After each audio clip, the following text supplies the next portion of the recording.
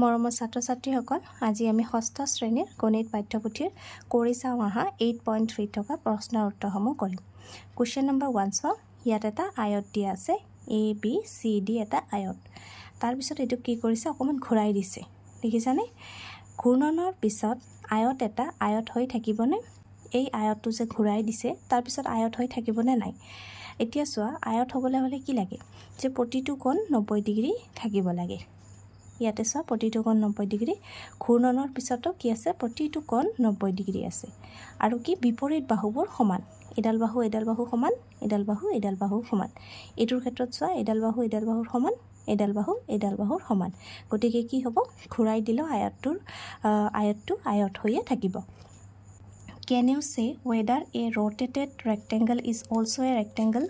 উত্তৰ লিখিবা হয় ঘূৰ্ণনৰ পিছত আয়ত এটা আয়ত হৈ থাকিব কাৰণ আয়তটোৰ বিপৰীত বাহুবোৰ সমান আৰু কোণবোৰ 90 ডিগ্ৰী হয়। ইংলিছত লিখিবা yes a rotated rectangle is also a rectangle because its opposite sides are equal and angles are equal to 90 degree. Number 2 এটা আয়ত A B C D অঙ্কন কৰা। এই বিন্দুটো স্থিৰ কৰি ৰাখি তিনিটা ঘূৰ্ণন আয়ত আঁকা আৰু সেইবোৰে আয়তৰ বৈশিষ্ট্যসমূহ মানি চলে নে নাই পৰীক্ষা কৰা। Draw a rectangle ABCD. Fixing the corner at A, draw 3 rotated rectangles and check whether they satisfy their properties.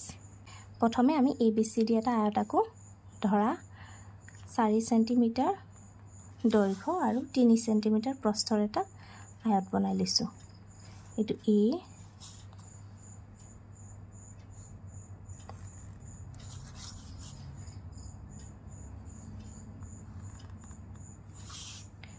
B C D এটা কি কৈছে এই বিন্দুটো স্থিৰ ৰাখিব দিছে ৰাখি পেলে আমাক আয়তটো ঘূৰ্ণন কৰিব দিছে। এটা এটো যেনিবা আমি স্থিৰ ৰাখিলো এৰ পৰা বিলে আমি কিমান দি ৰাখিছিলো 4 সেন্টিমিটাৰ গতিকে বেলেগ সাইডে দি আমি 4 সেন্টিমিটাৰ ৰাখিব লাগিব। এইটো চোৱা এৰ পৰা 4 সেন্টিমিটাৰ তাৰপিছত কি 3 সেন্টিমিটাৰ ইয়াৰ পৰা 3 সেন্টিমিটাৰ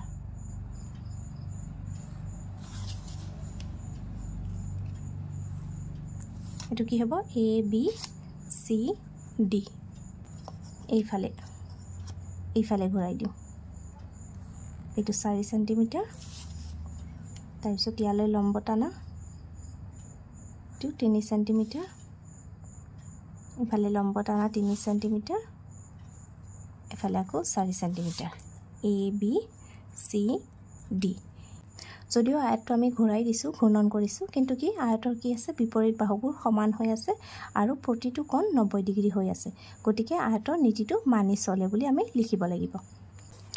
3 নম্বৰ তোমালোকৰ জ্যামিতি বাকচত দুটা সংহতি বৰ্গ আছে এটা হৈছে 30 ডিগ্ৰী 60 ডিগ্ৰী 90 ডিগ্ৰী এইটো তোমালোকৰ জ্যামিতি বক্সত আছে নে এইটো চোৱা এইটো এটা 90 ডিগ্ৰী এটা 30 ডিগ্ৰী এটা 60 ডিগ্ৰী আৰু আনটো হৈছে 45 ডিগ্ৰী 90 ডিগ্ৰী এইটো দেখিছা নে এইটো 90 ডিগ্ৰী 45 এইটোৰ কথা কৈছে।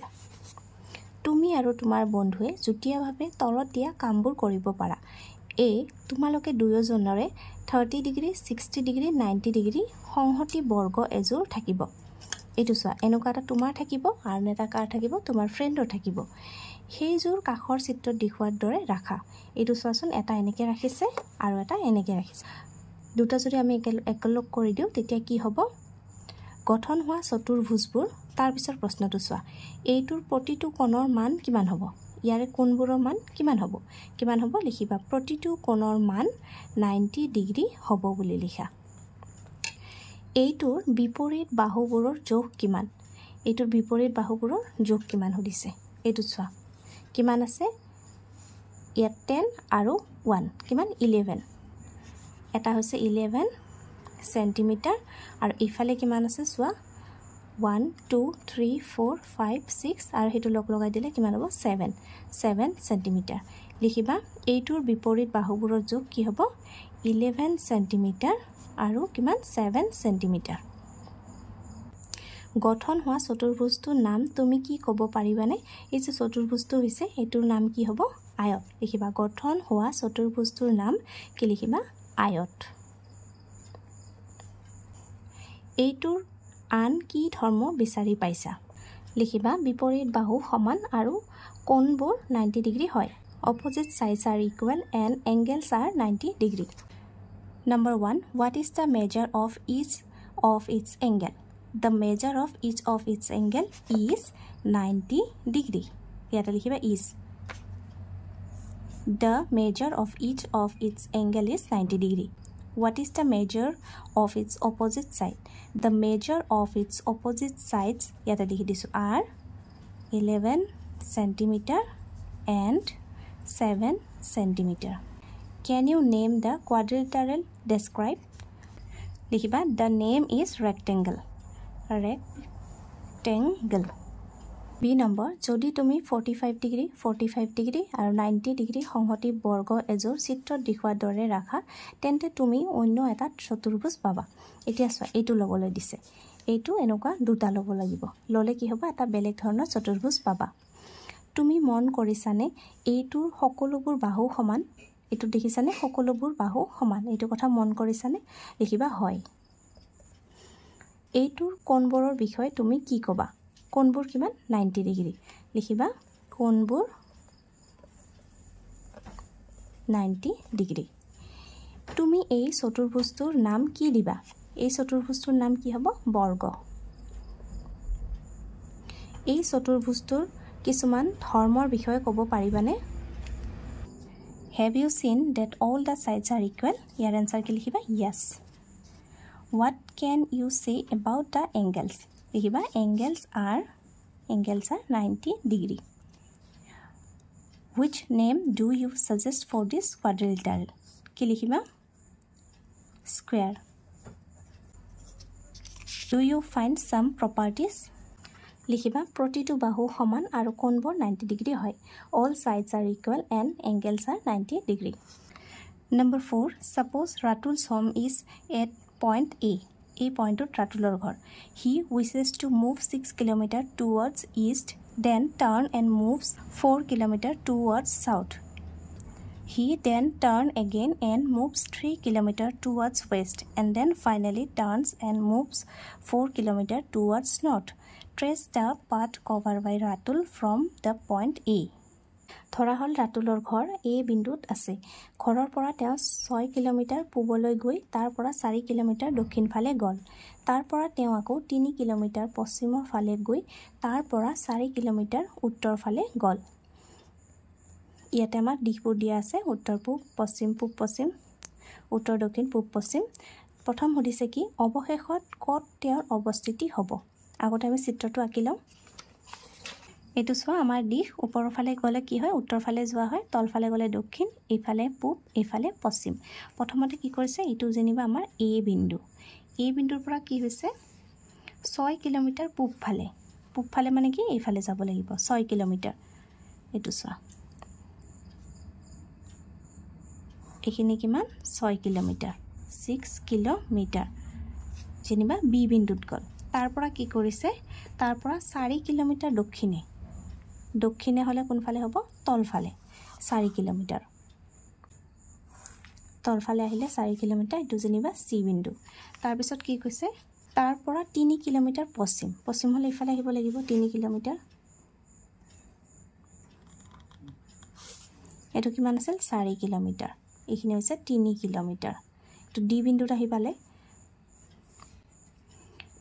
আৰ তাৰ পৰা কি কৈছে 4 কিলোমিটাৰ উত্তৰ হলে ওপৰ ফালে 4 কিলোমিটাৰ এটো জেনিবা ই বিন্দু এইখিনি কিমান 4 কিলোমিটাৰ ইয়াতে উপস্থিত হল এতিয়া উদিছে অৱশেষত ক'ত তেওঁৰ অৱস্থিতি হ'ব এতিয়া চোৱা ইয়াৰ পৰা ইয়ালৈকে অৱস্থিতি ক'ত হ'ব ইয়াৰ পৰা ইয়ালৈকে 3 কিলোমিটাৰ তেনেহলে ইয়াৰ পৰা ইয়ালৈকে 3 কিলোমিটাৰ গুটেখিনি আমাৰ আছিল 6 কিলোমিটাৰ তেনেহলে এইখিনিও কিমান হ'ব 3 কিলোমিটাৰ তাৰ মানে কি এৰ পৰা কিমান কিলোমিটাৰ আঁতৰত আছে 3 কিলোমিটাৰ কোনটো ফালে ইফালে মানে কি পূব ফালে লিখিবা 3 কিলোমিটাৰ পূবত অৱস্থিত তেওঁ গতি কৰা চতুৰ্ভুজটোৰ আকৃতি কি এইটো যে গতি কৰিলে এই চতুৰ্ভুজৰ আকৃতি কি আয়ত কাৰণ এডাল বাহু সমান এডাল বাহু সমান কি লিখিবা আয়ত ইয়াত লিখিবা আয়ত এই ক্ষেত্ৰত 3 কিলোমিটাৰৰ ঠাইত 4 কিলোমিটাৰ গতি কৰিলে কি আকৃতি পোৱা গলহেতেন চোৱা এইখিনি যে 3 কিলোমিটাৰ আহিছে যদি 4 কিলোমিটাৰ আহিলেহেতেন তেতিয়া এই আকৃতিটো কি হলহেতেন 4 হলে গোটেইখিনি আমাৰ 4 কিলোমিটাৰ হলহেতেন এডাল বাহু তেতিয়া কি হলহেতেন বৰ্গ কি লিখিবা বৰ্গ আকৃতি